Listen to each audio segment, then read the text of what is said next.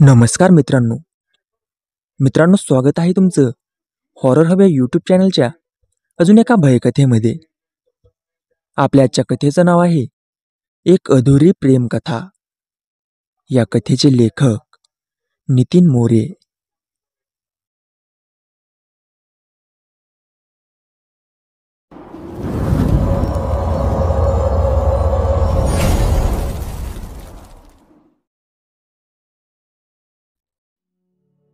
एक गाव होतं.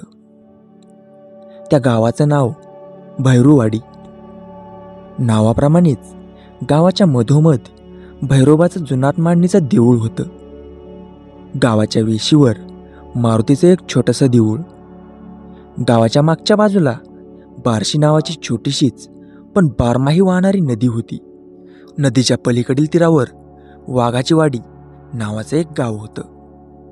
भैरूवाडीतील लोक कष्टाळू होते.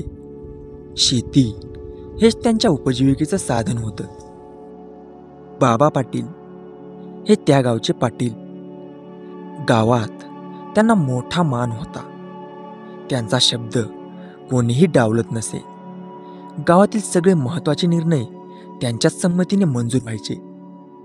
त्यांच्याकडे महादू नावाचा एक चाकरीचा गडी होता.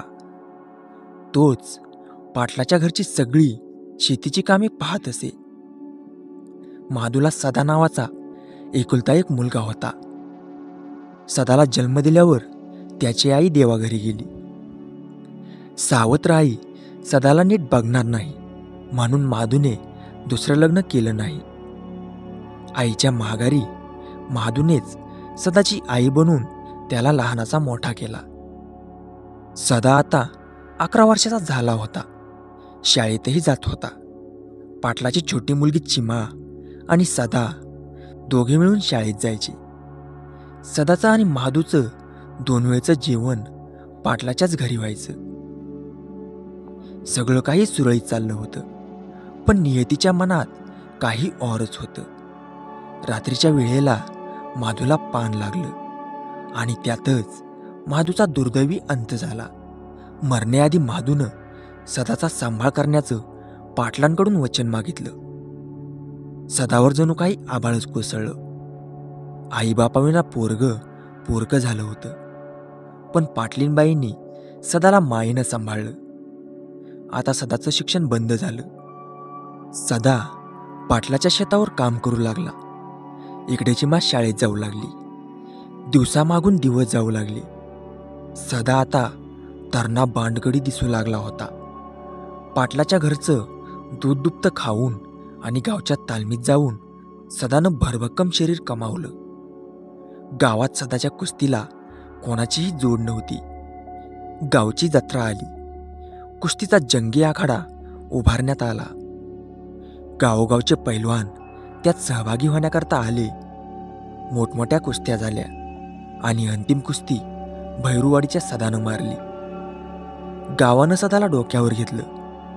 ढोलताशाच्या गजरात मोठी मिरवणूक काढण्यात आली. चांदीची गदा सदाला बक्षीस देण्यात आली. मिरवणूक पाटलाच्या दारात आली. चिमा आणि पाटलींबाई ओवाळणीचं ताट घेऊन दारातच उभ्या होत्या. सदा बैलगाडीतून खाली उतरला. त्यानं पाटलांच्या पायाला स्पर्श करून आशीर्वाद घेतला. मग पाटलींबाईंचा आशीर्वाद घेतला. पाटलांनी चिमाला सदाला ओवाळण्यास सांगितलं. चिमा पुढे झाली. तिनं सदाला कुंकवाचा टिळा लावला. अक्षदा डोक्यावर टाकल्या. सदाचा चेहरा गुलालाने माखला होता. पण का कुणास ठाऊक त्याला चिमा आज काही वेगळीच वाटली. दोघांची नजरेला भिडली आणि आपोआप काळजाची धडधड नकळत वाढली. सदालाच कळलं नाही की हे आज असं कसं झालं. रोज पाहणारी चिमा आज आपल्याला वेगळी का वाटली. चिमा पण आता लहान राहिली नव्हती. तिचं रूपांतर आता एका सुंदर नवतरुणीत झालं होतं. तारुण्याची लाज तिच्या चेहऱ्यावर स्पष्ट होती. सदा रात्रीचं जेवण आटोपून मळ्यातल्या घरावर झोपायला गेला. त्याच्या डोळ्यासमोर सतत चिमाचा तो हसरा चेहरा येऊ लागला. त्यालाच कळेना आज आपल्याला असं का होते. गालातल्या गालात हसून तो स्वतःच्या मनाला समजावायचा प्रयत्न करू लागला. जमिनीवर राहणाऱ्या सुरवंटानं आकाशातल्या चंद्राची हाव धरू नये. कुठं आपण अडाणी रानमात साखरेचे गडी आणि कुठं फुलासारखी नाजूक शिकलेली चिमा, असं म्हणत आपल्याच मनाची समजूत काढत तो झोपी गेला. दुसऱ्या दिवशी नदीवर आंघोळ वगैरे आटोपून सदा न्याहारीसाठी पाटलाच्या वाड्यावर आला. चिमा त्याला पाहून गालातल्या गालात खुदकन हसली. सदाने मुद्दामच न पाहिल्यासारखं केलं. न्याहारी आटोपून तो काहीच न बोलता बैल सोबती घेऊन शेतावर निघून गेला. इकडे त्याने केलेलं दुर्लक्ष चिमाच्या लक्षात आलं. दुपारी ती शेतावर गेली सदाला भेटण्यासाठी. सदा उन्हामुळे थोडा झाडाच्या सावलीला विसावला होता. चिमाला पाहताच तो उठून बसला. आज इकडं कुठं? सदा म्हणाला. काय नाही, सकाळी काय न बोलताच निघून आलास. म्हटलं कुणी काय बोललं का तुला, म्हणून आले होते विचारायला. सदा हसून म्हणाला. आम्ही काय चाकरीची गडी, आम्ही कुणावर रुसून फुगून कसं बरं चालेल? माणसानं आपल्या पायरीनुसार वागावं. चिमा म्हणाली. असं रे का बोलतोयस? आम्ही काय तुला कुणी परकं समजलो का कधी? तसं नाही, पर तुमच्या अन्नावर पोसलेला पिंड आहे ह्यो, खाल्लेल्या अन्नाला जागायला पाहिजे ना, सदा म्हणाला. तशी चिमा म्हणाली. बघ सदा, तुला आता मी स्पष्टच सांगते, माझा जीव जडलाय रे तुझ्यावर. तसा सदाच्या चेहऱ्याचा रंगच उतरला. तो चिमाला म्हणाला. असं वंगाळ विचार करू नगस चिमा. आईबापाच्या माघारी पोटच्या पोरावानी सांभाळले मला पाटलांनी. वाईट वंगाळ वागलो तर नरकात देखील जागा मिळणार नाही मला. असं म्हणून सदाने चिमाची कशीबशी समजूत काढून तिला घरी पाठवून दिले. चिमाच्या डोक्यातून मात्र सदाचा विचार जात नव्हता. सदाला लहानपणापासूनच बासरी वाजवण्याचा खूप नाद होता आणि चिमा सदाच्या बासरीची वेडी होती. सदा बासरी वाजवायला लागला की चिमा तहान भूक विसरून जात असे. तिला वेळेचेही भान राहत नसे. शेवटी घडूनही तेच घडलं.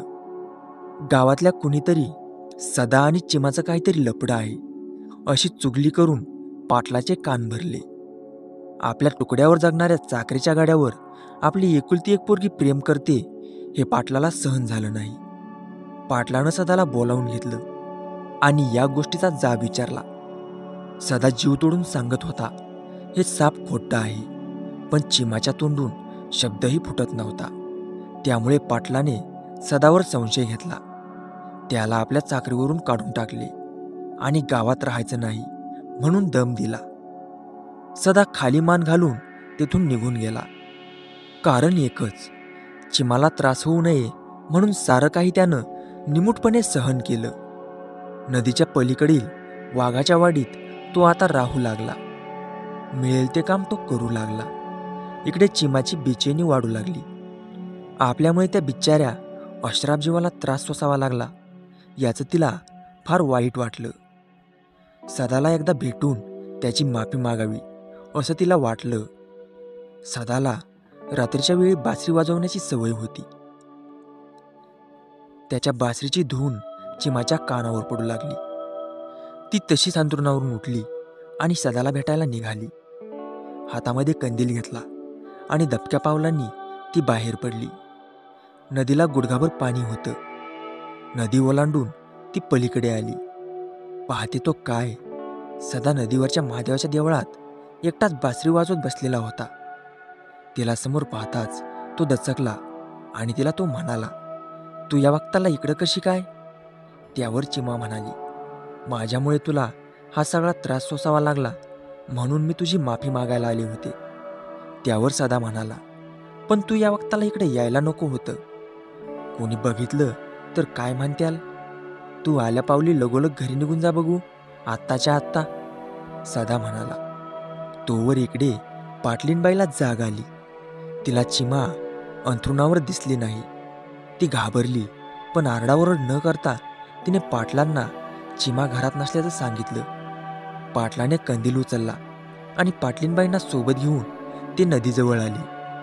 नदीच्या पलीकडे कंदिलाचा उजेड दिसत होता. त्यांना संशय आला. बहुतेक चिमा सदाला भेटायला गेली असावी, म्हणून ते दोघेही नदी पार करून पलीकडे आले. पाहतात तो काय, चिमा आणि सदा तिथेच मंदिरात उभे होते. सदाला तिथे पाहताच पाटलाच्या मस्तकाची शीर उभी राहिली. जास्त बोभाटा नको म्हणून त्यांनी सदाला उद्याच्या उद्या तुझं तोंड इथून काळं कर अशी धमकी दिली, आणि परत दिसलास तर तुझं काही खरं नाही असं म्हणाले. पाटलीनबाई देखील सदाजवळ आल्या आणि म्हणाल्या, असं पांग फेडलंच होय तू आमच्या सांभाळल्याचं. ते दोघेही त्यांना समजावण्याचा प्रयत्न करत होते, पण पाटील आणि पाटलीनबाई काही ऐकून घेण्याच्या मनस्थितीत नव्हते. पाटलीनबाई सदाला म्हणाल्या, मी जर तुला आईसारखं सांभाळलं असेल तर या जन्मात तरी यापुढेची मला भेटणार नाहीस असं वचन दे मला. सदाचं डोकं सुन्न झालं. पुण्यांदा नाही भेटणार मी चिमाला, निदान या जन्मात तरी, असं त्यानं वचन दिलं पाटलीनबाईला. झाल्या प्रकाराने सदा अस्वस्थ झाला. त्याला पुन्हा पुन्हा वाटू लागलं की चिमाने इतक्या रात्री यायला नको होतं भेटायला. पण नकळत सदाही मनातून चिमावर प्रेम करत होताच, पण त्याने आपल्या प्रेमाचं बलिदान द्यायचं ठरवलं होतं. इकडं पाटलाचं डोकं भडकलं होतं. त्यांनी चिमाला मामाच्या घरी रवाना केलं. काहीतरी विपरीत घडायच्या आत सदाचा काटा काढलाच पाहिजे असं पाटलाने ठरवलं, नाहीतर आपल्याला गावात तोंड दाखवायला जागा राहणार नाही असं त्यांना वाटलं. रातोरात त्यांनी सत्या बेरडला बोलावून घेतलं आणि सदाला संपवायची सुपारी दिली. बेरडानं डाव साधला. सदा झोपलेला असताना कुऱ्हाडीने त्याच्या छातीवर घाव घातला. भळभळ रक्त वाहू लागलं. सदाच्या छातीत जोराची कळ आली. तरी सदा उठला.